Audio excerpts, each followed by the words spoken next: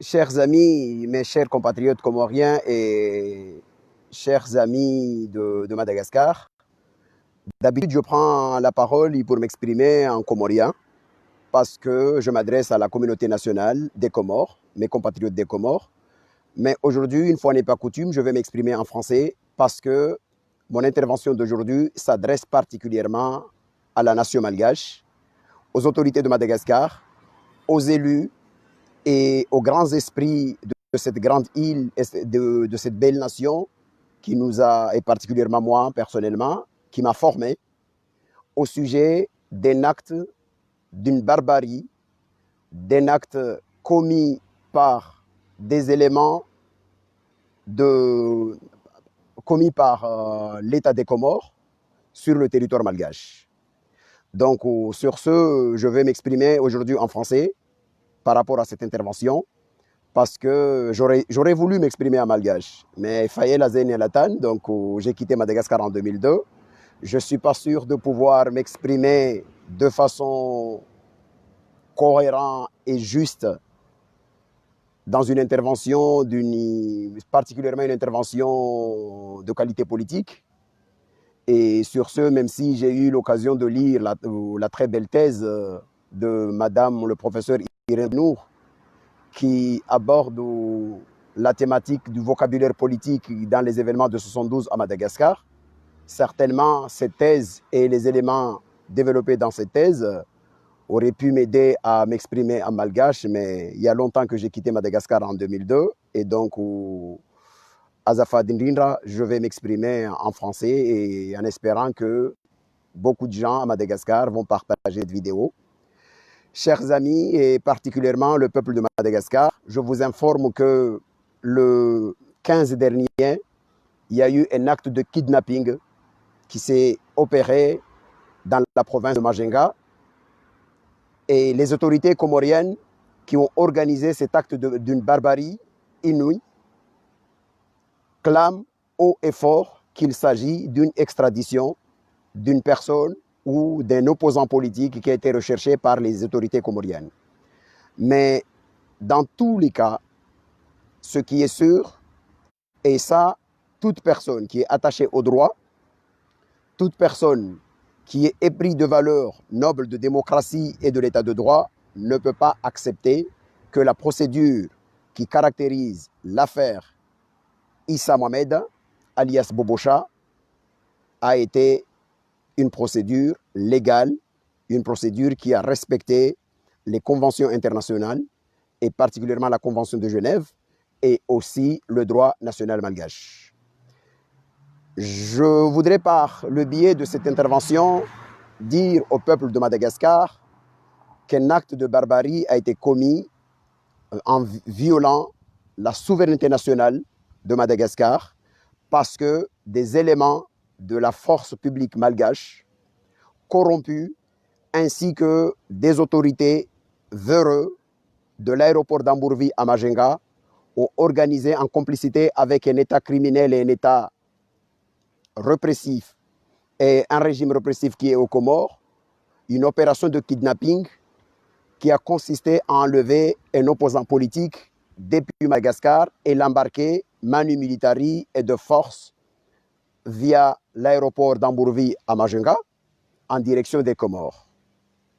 En aucun moment, on ne peut pas accepter une telle façon de faire.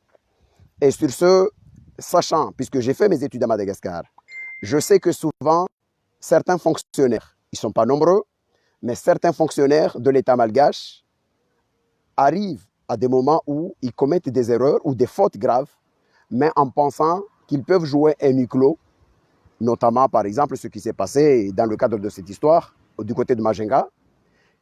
J'ai voulu m'exprimer ici pour que cette situation ne soit pas un huis clos joué à Majinga. Il faut que l'ensemble de la population malgache sache qu'un acte de kidnapping qui a violé la souveraineté de l'État malgache a été commis du côté de Majinga.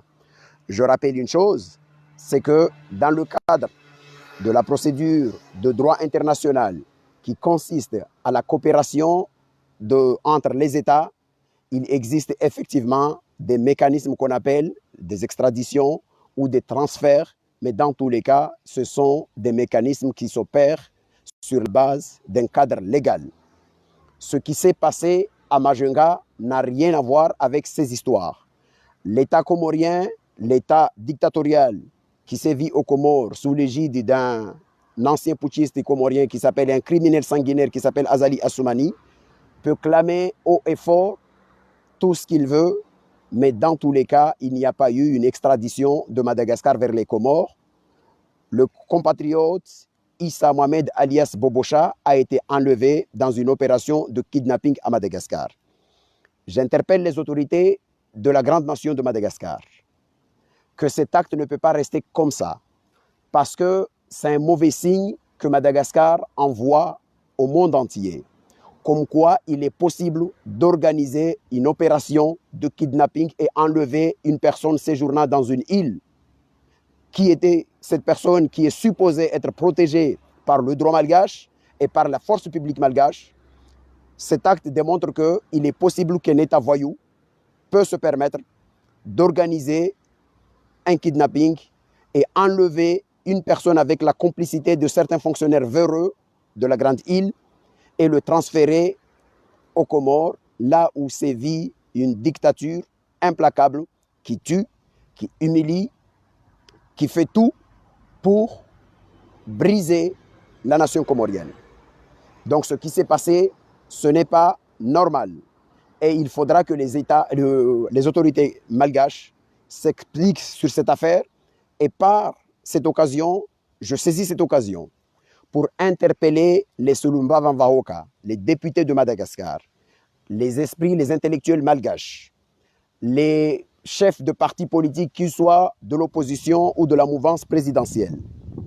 Parce qu'il s'agit là d'une question de souveraineté nationale, parce que s'il s'avère qu'un État criminel peut organiser un acte de kidnapping sur les territoires malgaches et enlever une personne, cela voudrait dire que les touristes et toute personne qui a envie d'aller visiter la belle île de la Grande Île ne peut pas se sentir en sécurité parce que dans cette île, il y a une possibilité de se faire enlever comme l'État criminel des Comores vient de le démontrer.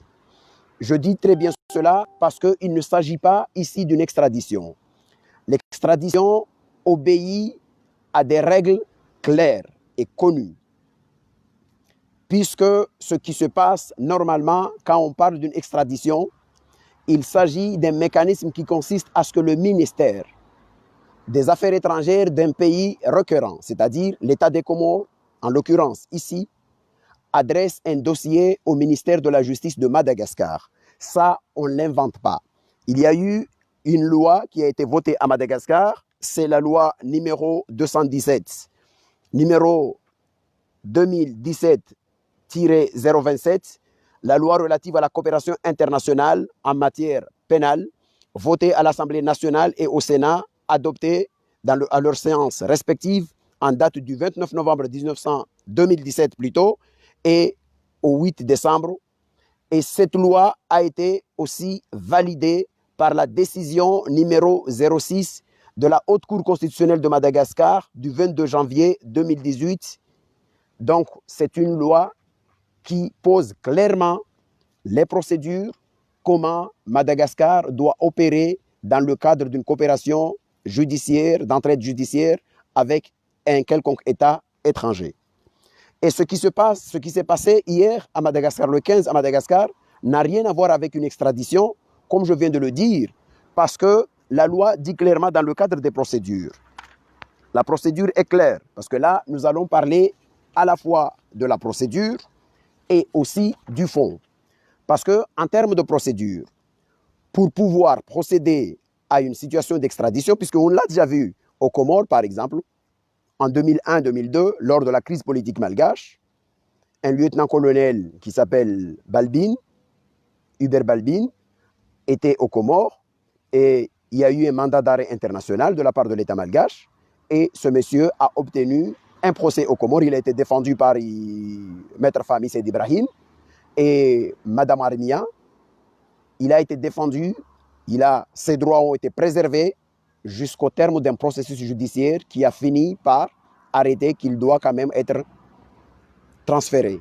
Mais le cas de Issa Mohamed, c'est-à-dire M. Bobocha, ce monsieur n'a pas bénéficié le cadre légal à Madagascar. C'est pour cela que nous dénonçons énergiquement et nous demandons à l'État de Madagascar de réagir fermement contre l'État criminel des Comores, en commençant par sanctionner ou renvoyer carrément, je le dis clairement, l'ambassadeur des Comores qui s'est comporté comme un parent. Parce qu'on peut pas, on a vu le sauf-conduit qui a été établi. C'est un sauf-conduit établi à la va-vite. Les références ne sont pas remplies. On a juste marqué le nom de la personne interpellée et on l'a envoyé directement. Comme ça, il n'y a que le nom, son nom qui figure, le nom de sa mère, ou le nom, sa localité de naissance et sa date de naissance. Et il a été embarqué directement. Selon les informations qui nous ont été transmises par les familles et les proches. Le monsieur, il a été arrêté le 7. Arrestation provisoire. 6 jours après, il a fait une malaise, transféré à l'hôpital de Anrouva à Majunga. Et le lendemain de son lit d'hôpital, il s'est vu arraché par des forces publiques malgaches, accompagné par un membre et sbire de la famille du régime criminel qui sévit aux Comores qui s'appelle Pot. Et directement, on l'a amené à l'aéroport d'Ambourvi et embarqué dans un jet privé direction les Comores. La procédure d'extradition ne se fait pas comme ça. On ne peut pas nous faire croire qu'il s'agit d'une extradition. Il s'agit d'un acte de kidnapping perpétré par un État criminel, un régime criminel dictatorial aux Comores, en territoire souverain de Madagascar, une chose à laquelle Madagascar ne doit pas ne doit pas accepter une telle humiliation de la part d'un régime criminel comme ça. Et comme je viens de le dire, la tradition ou les mécaniques juridiques voudraient que le ministre de la Justice des Comores, des Affaires étrangères, transmet un dossier et à l'adresse du ministère de la Justice de Madagascar. Le ministère de la Justice de Madagascar, après avoir vérifié que toutes les conditions requises dans le cadre d'une extradition sont remplies, il transmet le dossier directement au président du cour d'appel du territoire compétent, c'est-à-dire le président du cour d'appel de Majunga. Et celui-ci vérifie tous les éléments. Après avoir constaté que les éléments de procédure sont légaux, il transmet le document, le dossier au procureur de la République du territoire compétent, c'est-à-dire, encore une fois, c'est au procureur de la République de Madagascar, de Majunga. Et le procureur de la République de Majunga, il vérifie et il fixe une audience. Ça, ce que je suis en train de vous dire, c'est ce que la procédure de Madagascar dit. Ça, c'est la section numéro 3 de la loi que je viens de vous citer. Donc, il le dit clairement. Je vais vous citer le texte. Que dit le texte? La demande d'extradition est transmise avec le dossier par le ministère des Affaires, c'est l'article 106, par le ministère des Affaires étrangères au ministère de la Justice. Le ministre de la Justice, après s'être assuré de la régularité de la demande, saisit le procureur général, le procureur d'appel territorialement compétent, et celui-ci le transmet pour exécution. Le procureur de la République territorialement compétent. Et à partir du moment où le territoire compétent de Madagascar, le procureur, transmet au tribunal de première instance de la région compétente, c'est-à-dire à Majunga, on fixe le procès et l'audience est publique. Et à partir de ce moment-là, il va y avoir un interrogatoire qui sera fait. Et dans ce procès-là, il n'y aura que deux parties. C'est-à-dire, c'est la justice malgache, l'État malgache et M. Issa Mohamed. Et à l'issue de cette procédure, s'il s'avère que la décision du tribunal, le tribunal a décidé que ce monsieur peut être extradé, il dispose aussi d'une possibilité de faire appel, et il a 3 jours pour faire appel, pour aller à la chambre d'accusation de Majunga, à la cour d'appel de Majunga. Et la chambre d'appel a la possibilité de siéger dans les 8 jours qui suivent. Et à partir du moment où la décision a été prise, c'est-à-dire à l'issue d'un procès en chambre d'accusation, et que la décision est arrêtée comme quoi ce monsieur est extradable. C'est-à-dire on peut le renvoyer chez lui, aux Comores, pour qu'il soit jugé. Et là, cette audience va regarder à la fois les éléments de procédure et les éléments de fond. Mais là, nous sommes sur les éléments de procédure. À partir du moment où on vient d'arrêter cette possibilité, ce monsieur, on allait lui signifier que désormais, vous serez transféré aux Comores. Et il ne suffit pas de dire, il ne suffit pas de la justice, puisque je vous ai dit, l'extradition, c'est un acte souverain. C'est-à-dire que le juge peut donner son avis. Le juge donne son avis, mais l'acte d'extradition, c'est le ministère de la Justice, c'est-à-dire c'est l'État public malgache qui doit signer un arrêté qui confirme que cette personne doit partir. Mais vous l'avez constaté, de toute façon, il a été arrêté le 7, le 6, il est rentré à l'hôpital, alors qu'on sait que dans le cadre d'une arrestation provisoire, la loi malgache dit qu'on peut être arrêté jusqu'à 20 jours en attendant à ce que l'État requérant, c'est-à-dire l'État des Comores, transmet les documents, l'ensemble des documents qui traitent ce dossier-là, c'est-à-dire l'ensemble des documents. Mais on voit qu'il a été arrêté le 6, le 7, 6 jours après, le lendemain, le 15, il est embarqué dans un jet en direction des Comores. Donc, il n'y a aucun élément de procédure qui a été respecté. C'est pour cela que je le dis clairement, que l'État criminel des Comores, l'État répressif, le régime, le pouvoir qui est aux Comores, n'a pas obtenu une extradition de la part de la force publique malgache ou de la puissance publique malgache. Non, il s'agit d'un kidnapping qui a été organisé dans un territoire d'un État souverain, auquel cas je demande l'État souverain qui a vu sa souveraineté et son territoire violé par des voyous et des fonctionnaires véreux de la police publique de Madagascar, de la région de Majinga, ainsi que les autorités aéroportuaires d'Ambourvi, parce qu'il faudra se dire une chose. À partir du moment où on transfère une personne, c'est-à-dire les autorités compétentes de l'aéroport doivent avoir en main, puisqu'il s'agit d'une extradition, l'arrêté du ministère de la Justice qui ordonne cet acte de transfert.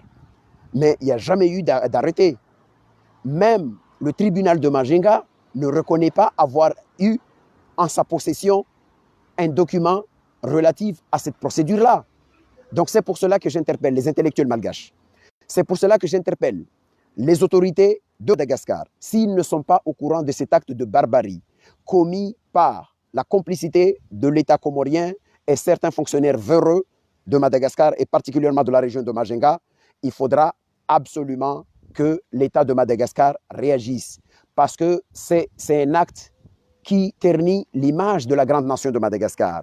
C'est un acte qui ternit l'image de l'État de Madagascar.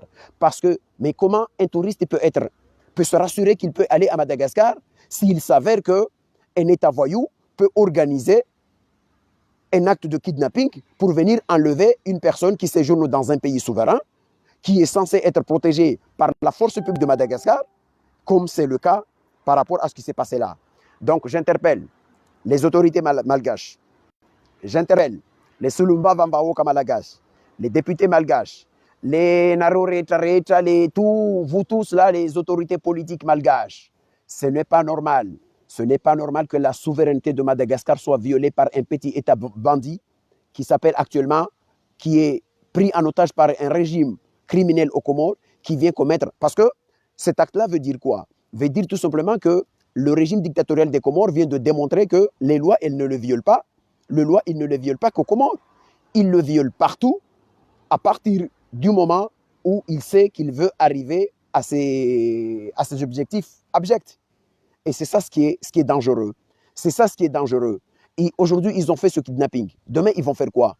Ça veut dire qu'ils viennent de nous prouver qu'ils seront capables, par exemple, de venir commettre un acte criminel à l'adresse d'une autorité malgache quelconque qui élèvera la voix pour dénoncer cet acte de banditisme. Il faudra que l'État malgache prenne ses responsabilités. J'interpelle directement le chef de l'État de Madagascar, le ministre des Affaires étrangères de Madagascar, le ministre de la Justice de Madagascar, le ministre de l'Intérieur de Madagascar. Tous, vous avez une grande responsabilité vis-à-vis du peuple du Vaoka Malagas.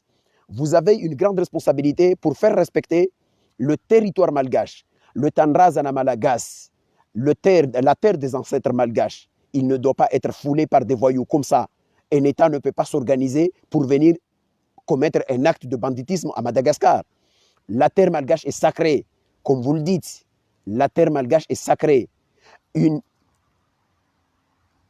élément de votre devise malgache. La devise malgache dit quoi? Fiavanana, c'est l'amour. Tanrazana, c'est la patrie. Et Fapanrusuana, c'est le développement. Et là, je peux vous dire clairement que l'acte commis par l'État des Comores à Madagascar a violé le Tanrazana Malagas. C'est-à-dire la terre de vos ancêtres a été violée par un État bandit. Par... Ce n'est pas normal. Ce n'est pas normal. Les autorités malgaches, vous ne pouvez pas faire ça. Vous ne pouvez pas accepter qu'un État comorien pris en otage par un régime criminel vienne humilier la nation malgache, vient humilier le peuple malgache, vient fouler ou humilier carrément le Tanrazana Malagas. Ce n'est pas normal. Ce n'est pas normal. J'interpelle les députés de Madagascar. Yanareo Sulma Vambaoka Malagas. Vous ne pouvez pas laisser ça.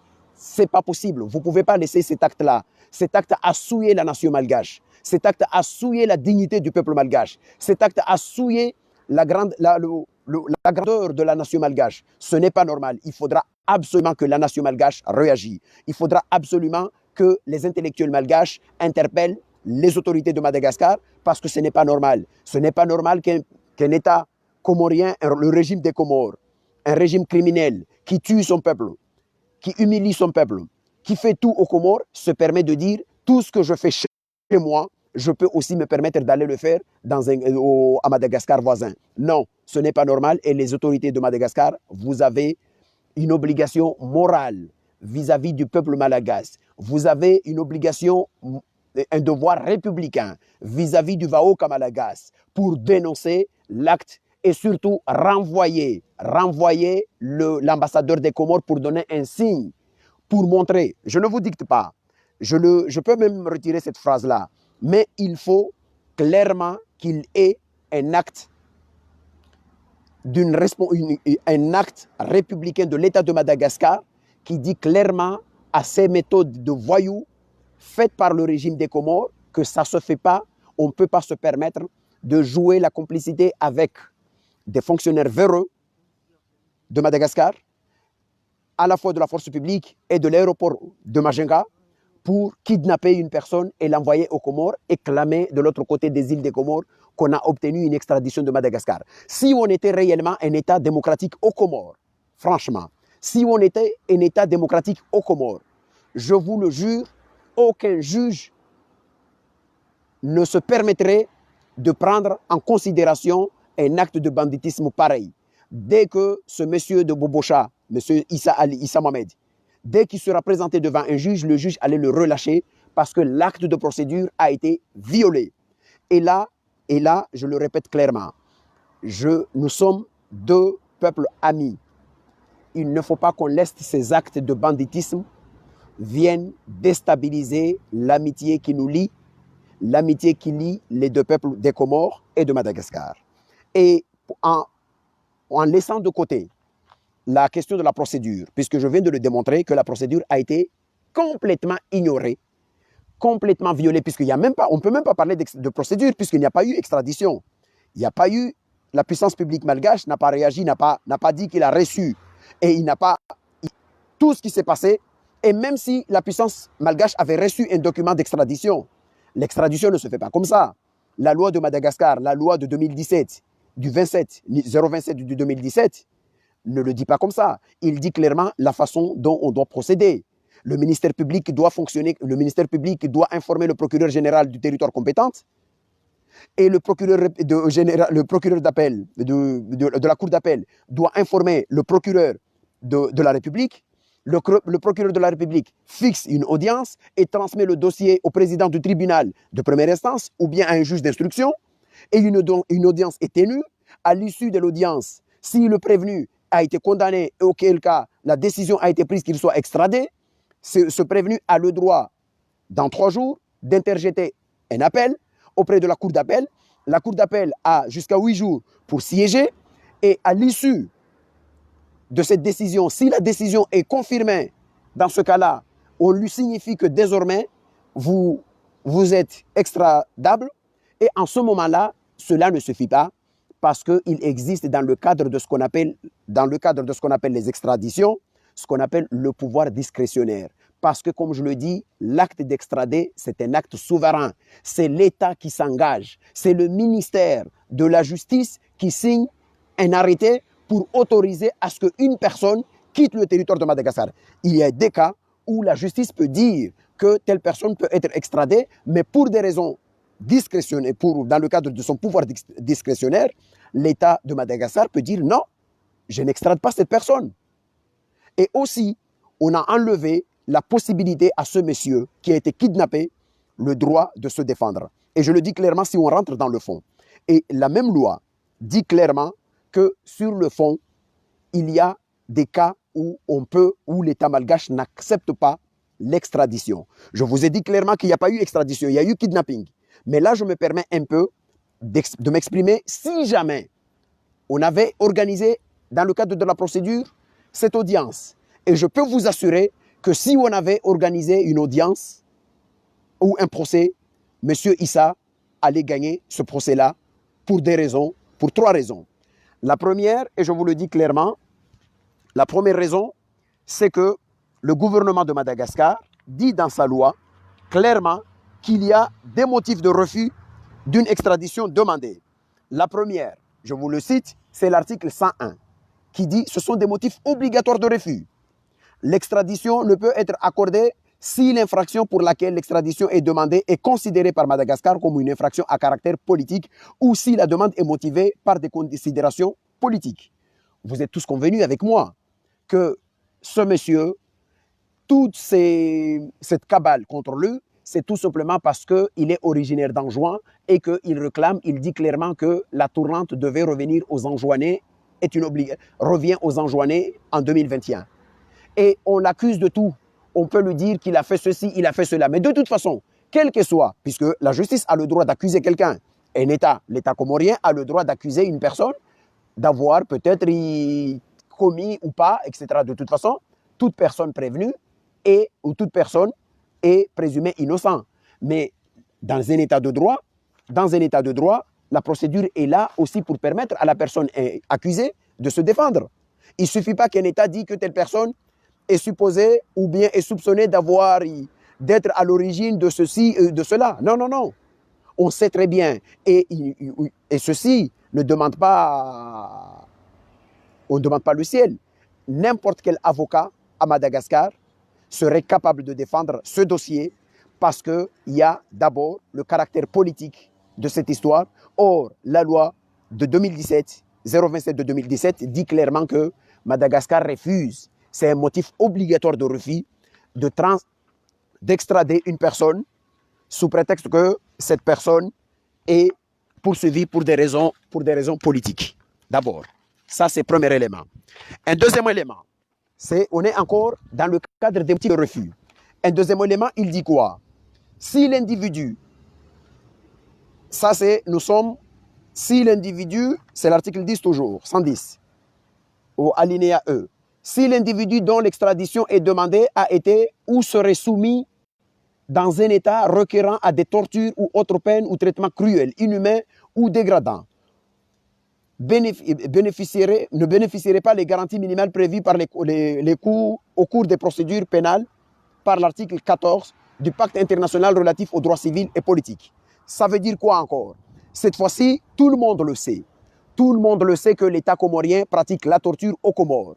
Ça, non seulement qu'il y a eu des procès, il y a même un juge qui s'appelle Abdou Abdallah qui dit que oui, effectivement, monsieur Soulard, vous me dites qu'on vous a arraché la dent avec une pince. Mais ce n'est pas ça. Ce n'est pas la question que je t'ai posée. Mais n'importe quel juge de Madagascar qui entendra les verbatims du procès de la Cour de sûreté aux Comores, il dira il faut arrêter cette mascarade. Ce monsieur ne peut pas être extradé dans un État qui pratique ce genre de procès. Et ça, on le sait. On le sait aussi par un autre argument. Et ça, c'est un argument qui ne fait l'ombre d'un doute. On sait très bien que les Comores ont été épinglés dans le cadre du rapport de Genève qui dit qu'aux Comores, on pratique la torture. Et ce jour-là, l'État des Comores a dit quoi?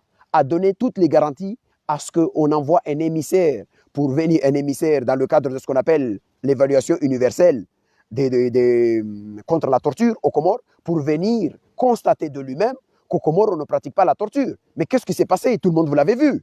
L'émissaire, il est arrivé aux Comores, on a fermé les portes, il n'a pas eu accès à aller en juin, à aller à Moélie, et devant la porte de l'ancien président Sambi, qui subit la torture morale et un traitement dégradant et inhumain, on a fermé la porte, et cet émissaire des Nations Unies n'a pas pu rendre visite aux prisonniers politiques comoriens.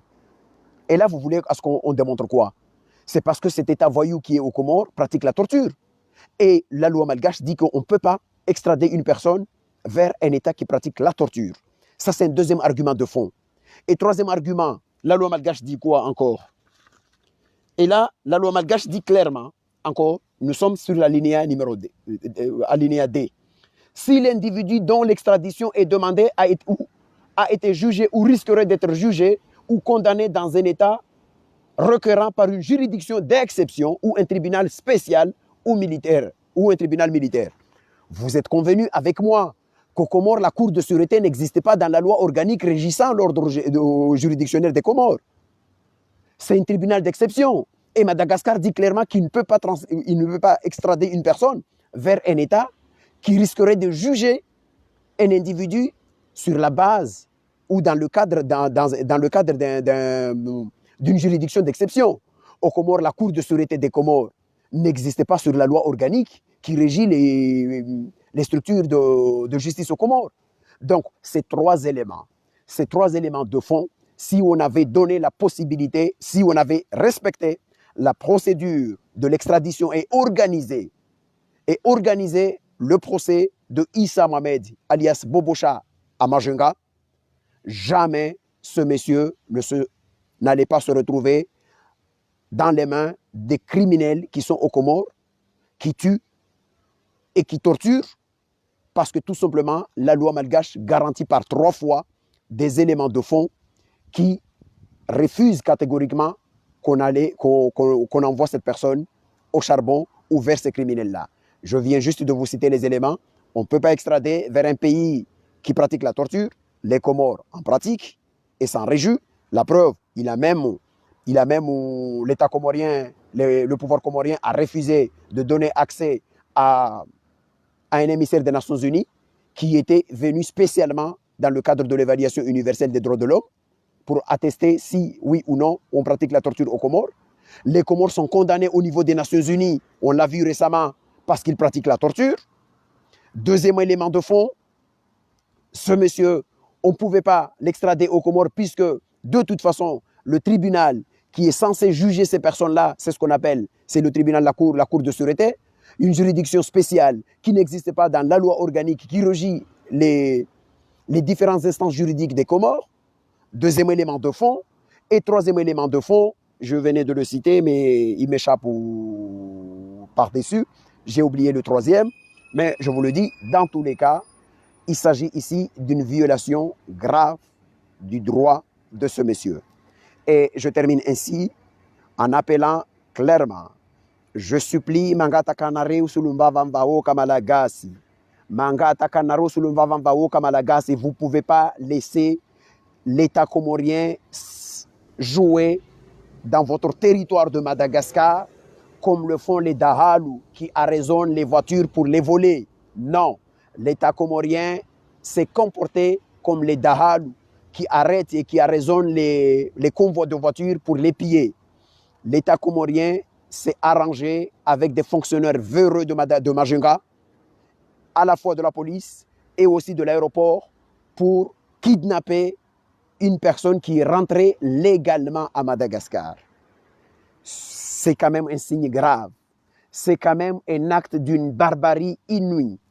Ça veut dire quoi? Ça veut dire qu'on peut, à Madagascar, si un jour, une personne décide qu'il va à Madagascar en vacances, ça veut dire qu'un État voyou ou un régime criminel ou des bandits quelque part peuvent s'organiser pour rentrer à Madagascar, ni vu ni connu, avec la complicité de certains fonctionnaires de Madagascar, enlever une personne et le mettre dans un jet privé, l'envoyer au charbon et aller subir la torture quelque part. Non, non, au nom de la dignité du grand peuple de Madagascar, au nom de la sacralité du territoire du Tanrazana Malagas, au nom de la souveraineté du peuple malgache, je vous dis, je vous en conjure, chers députés de Madagascar, messieurs les membres des partis politiques malgaches, les chefs de partis politiques malgaches, messieurs les présidents des différentes commissions de Madagascar, de parlementaires malgaches, vous ne pouvez pas laisser ça. Non, Madagascar ne doit pas accepter une telle humiliation. Non, Madagascar ne doit pas...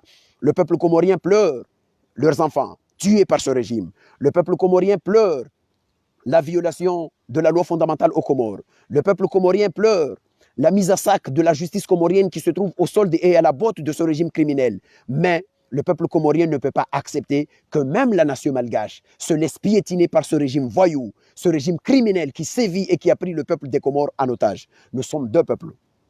On aurait aimé aujourd'hui voir le peuple de Madagascar clamer que ce qui se passe aux Comores, ce n'est pas normal.